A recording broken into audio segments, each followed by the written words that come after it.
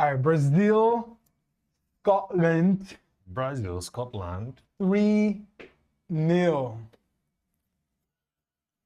I mean, what were you expecting? Was I expecting? Yeah. I was expecting Scotland to put up a fight. No. Honestly, maybe.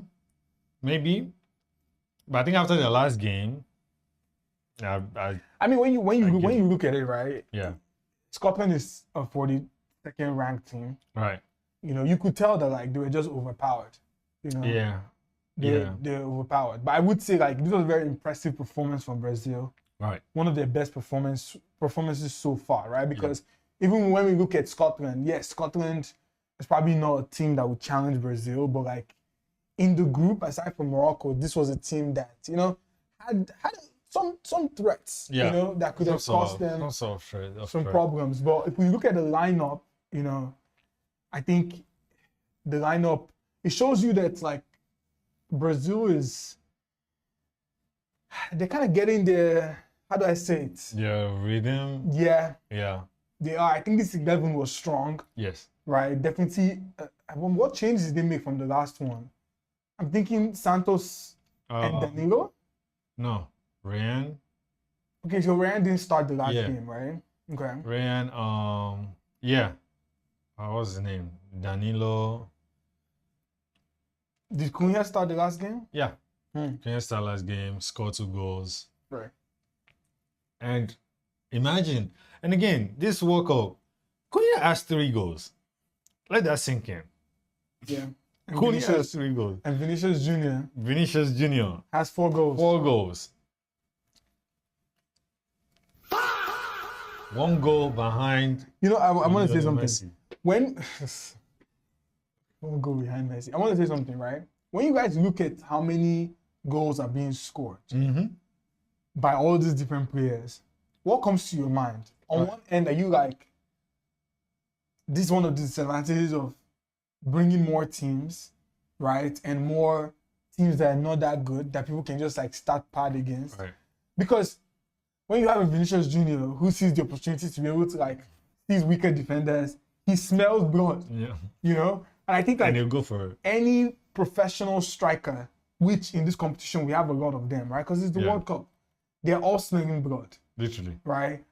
But it's interesting that like even with how everyone has done, like Messi is still leading. After 3 games now, right? The amount of people that have scored 4 goals, 3 goals, and 2 goals, I think there are about 19 of them. Yeah, insane. It's actually incredible. Insane. But I want to talk about Vinicius Jr. for a second, right? Yeah. I'm not his biggest fan. Me neither. But I would say that like watching him, because I watch him at Madrid a lot, and I think at Madrid he complains a lot more than, and he complains a lot more than he actually plays. I don't know if it's the stress of like playing 38 games, but I also, because I watch a lot of Madrid games, I also noticed that like he plays a lot better when Mbappe is not on the team. Now that's not something I want us to talk about. Table that, right? Let's just we'll talk about hold that for another day. Yeah. But that's just something to note because it's actually cool seeing him shine. You know, like the time when I didn't watch the campaign where Madrid won the Champions League, where everyone was like, you know, Vini for Ballon d'Or. I didn't watch that. You know, I watched the Euros, so I saw Rodri, right? Like, I knew Rodri was the one meant to win it, but I didn't really understand the outcry, you know. But I can see how if he performed to this level, scoring this amount of goals and creating this amount of like chances, I can definitely see, plus the dribbles, right? This is the reason why everyone is like, oh, Yami Yamal is I say Yami Yamal. Yami Yamal. This is the reason why Lamine Yamal is special, right? That's the alcohol talking. But this is the reason why Lamine Yamal is special. Because look at this, like 13 touches in the opposition box, took the most shots, completed dribbles, 9.3. That's not a rating. I would give him a 10. Yeah. I didn't even know why he has a 9.3. This is probably one of the most highest rating we've seen. Yeah. In this. And I think Messi got a 10 for the hat trick. Yeah, okay. Messi got a 10. Okay. But 9.3. You know, successful dribbles. Probably, maybe he took some shots that didn't land. Yeah. But yeah, Brazil, they need him. Yeah. They need him, and they need him to keep playing. You know, if you've seen our prediction video, we made a prediction video. If you've seen our prediction video, you know that we're rooting for Brazil. Not because like we really want Brazil to win, but just like in the way we mapped it out. Yeah. And Neymar too. Yeah, Neymar, yeah. You know, and speaking of Neymar, my boy got the opportunity. Yeah. You know, we saw Neymar on the field today. You know, and he played 14 minutes. Yeah. And honestly, I think he got like 1 shot on target. Yeah. 3 chances created. Just 14 minutes. You know? Now imagine this guy on the pitch for 75 minutes. Yeah. Yeah. Don't doubt him. Yeah. I'm just saying. Bro is back, man. We're going to make a video on the round of 32. So look forward to that because it becomes interesting. You know, I feel Morocco not winning this group makes their path really interesting because their next game is going to be with the Netherlands. And by what we saw Netherlands play in their last game, they're not playing. Yeah. Yeah, they're not messing around. It's interesting. It's interesting to watch the World Cup because I feel this is one of those competitions where if you're a betting man, right? Let's talk. If you're someone that likes to put your hard-earned money on the line, I want to tell you to caution yourself. Just wait.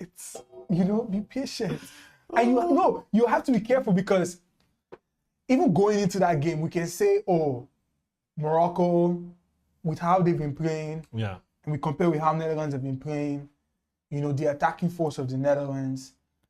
One thing about the Netherlands, one thing I know about them is they know how to lose. But there's a reason why they've probably made it the farthest. They've gone so far in so many World Cups. True. They've gone to a World Cup final. True. Right? True. They've gone to semi-finals. Yeah, semi, like they've been everywhere. They've not even won 3rd place. Yeah. Right? So when you look at them and you look at Morocco and the hunger and like the passion, the fans, and even though the Netherlands too have their fans too, it's not a game that I would say is an easy win, but it's going to be like Morocco is going to have to put in a fight. Yes. To be able to win it. And I wouldn't put it past Morocco to create something. But if I was a betting man, would I put my money on Morocco? I don't know. I feel like a game like that, you want to go like first throwing. Yeah. Who's, you know, how many shots on target. Yeah. You know? Like, it will be a very interesting game. Do you think we'll see a lot of goals? Against Morocco? Morocco, Netherlands. No. But if we see a lot of goals, it will be from the Netherlands. Because, well, again, Netherlands, they haven't won. We haven't seen them win a World Cup. Right. But one thing they are good is sabotaging every other, like, dark horses. Yeah, they know how to. Yeah, they like, because even they themselves, they are dark horse. Right. So it's like, it's a very, very, like, weird space. That's why it was important for Morocco to finish first, right? But honestly, even looking at this table, you know, the game today was very interesting because if you're looking at the Morocco game, there was a slight chance that they were going to lose. That Scotland could have gone out of the World Cup. Oh yeah. You know? Yeah. I don't even know if they're still in it after all the games. I feel like all the games need to finish. Yeah. But we can actually look at the best of 8. They're still in it. But this game, you know, you look at this and you see the scoreline and you're like, Morocco, Haiti, 4-2. You're like, oh, FIFA 7th place versus 83rd. Yeah. That's not the story. No. That's not the story. Because we were watching the game and we're trying to watch both of the games at the same time. Yeah. And next thing we looked and Deji went like, oh, Haiti scored. And we was like, like what? Excuse me? Yeah, very, very interesting match though. No, I think I didn't understand how important it was for Haiti to, you know, make it, like to actually like get goals scored. I didn't really understand. But looking at the table, I can see like they played their heart out. And I wish they had that against Brazil when Brazil was still figuring stuff out. I wish they had that against Scotland. I know. I truly wish. I'm sorry. Even Brazil is still figuring stuff out. I don't think they would have had it. I'm sorry. Look, I love Haiti. Okay, I love you guys. But yeah, if Brazil was figuring stuff out, well, you guys will know about it, man. Look, there are too many. There are too many like players on the field for Brazil that guarantee the fact that it is going to lose. Right? I said, because bro, imagine they are figuring stuff out. They still put what's it called? Cunha played. Let's say Vini didn't play. Cunha played. Martinelli played. What's his name? This guy. Either the Ryan or what's the other guy's name? I think the other guy's name is Hernandez or something. Yeah, played. Paqueta played. Already, is that a guaranteed loss? Because people like Gabriel, people like freaking Marquinhos, Santos, Daniel, like these guys are going to be in the back.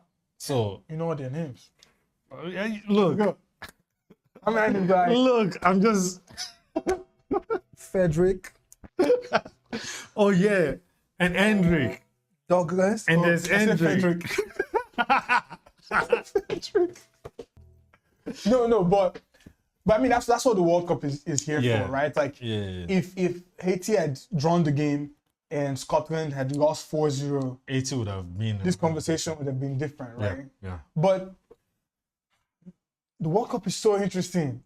It's so interesting. Very, very. I think what we can learn from this is that we can't predict it. Yeah. You know, we can't predict it. Yeah, But if Morocco goes into their next games, if they go into their game against Netherlands, playing the way they played against Haiti, my Blake brothers and sisters. yeah, they will lose. My Blake French brothers and sisters. Because all those small, what's it called? Moments of like sleeping and stuff. Yeah.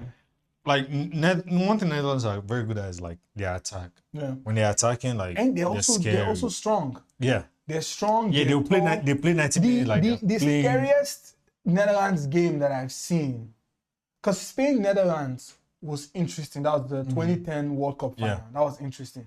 But the scariest game I've seen was last World Cup quarterfinals when the Netherlands played against Argentina. Argentina were leading 2-0. Yeah. Right? And then, the game went to extra time and Argentina scored 2-0. And I think around like 110, the coach brought out the tallest men I've ever seen. The tallest. And I'm like, all they did is they started crossing long balls in. Yeah, Bayos. Bro, just boom. And next thing we're in a penalty shootout. Yeah. You know, so they're very strong. Yeah. You know, they have a great midfield. Yeah. Like De Jong, like I will not count them out. Yeah, don't. I will not count them out. Van Dijk in the back. They Dumfries on the right. Yeah. Yeah, they have a very, very pretty solid team. I'll not count them out. And I can't believe that we still have, honestly, close to 25 more days in this World Cup. You know, in 25 days, we're going to know who the winner of the World Cup is. July 19th. And you guys already know who that person is going to be. Lionel. You hear him say now. Me, I'm not jumping to that comment. I'm not jumping to that. I'm joking. Because I know by the time we're getting to like the semifinals, then everything will get tougher now. There's only one ask that I have. I just need to make sure that Portugal finishes second. No. I want them to finish first so that they can meet Argentina. So that this can be juicy, okay? I need this to be juicy. First of all, it doesn't make sense. It actually does not make sense. That the first of two groups would meet each other in the quarterfinals. Yeah. I don't think it makes sense either. No, that's what's going to happen, but that makes no sense. Yeah. Because if anything, we should be meeting the second. Or they should give Argentina like Canada or the United States. Or maybe shuffle it all over again. Yeah, you know, it really doesn't make sense. I was thinking of more like shuffling the whole. I think when you're watching the Champions League too, and you end up watching like a round of 16 of like Man City, Madrid, bro, you know? Do you think they will change Champions League to like round of 32 too? Honestly, at this point, if they do, all the players will just die. No, for real, because like these players are playing too many games. Yeah. You know, they're playing too many games. I don't think we can see, at the rate at which they're going, I don't see a Vinicius Jr. playing at 39 or 41. Yeah. You know, first of all, he's Brazilian. They don't even make it that far. It's true. Tell me one Brazilian that has played to 35. Damn, Neymar is still playing. How old is Neymar? 34. Is he playing? Yeah. That's what I'm saying. Is he playing? Practically. Huh? It's in World Cup. I know. Is he playing? Is it in 16 minutes? Is he playing?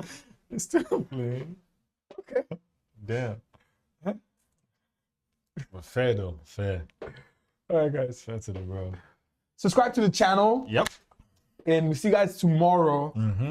Dropping a hot video. Yeah. We're dropping a round of 32. You know. Actually, our team. let's do something. What?